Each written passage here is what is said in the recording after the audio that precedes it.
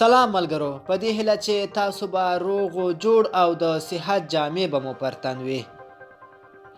ملګرو، نن مو درته د آی پی ایل ویډیو چمتو کړې چې د آی پی ایل لوبې څه وخت ترسره کیږي او کله کیږي، دا ټول در سره شریکوو. که تاسو زموږ چینل ته نوی راغلی یاست نو مهرباني وکړئ د ویډیو کتو نه مخکې زموږ چینل سبسکرایب کړئ.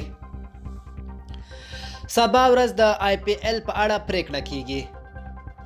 د هندوستان د کرکټ د کنټرول ادارې ویلي چې دوی روانه سه شنبه د مارچ میاشت په 24مه نیټه د آی پی ایل د ټولو لوبډلو له څښتنانو یا مالکانو سره غونډه لري او په دې بحث وکړي چې راتلونکي آی پی ایل لوبې څه وخت او څنګه ترسره کړي.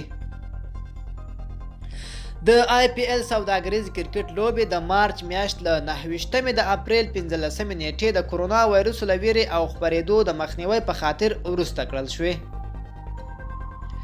سږکال په آی پی ایل لوبډلو کې هم 8 لوبډلې شامل دي: ممبئی انډینز، چنای سپر کنگز، کلکتا نایټ رایډرز، سن رایز حیدرآباد، راجستان رایلز، ډیلی کیپټلز، رایلز چیلنجرز بنگلور او کنگز 11 پنجاب لوبډلې د سږکال آی پی ایل برخه ده.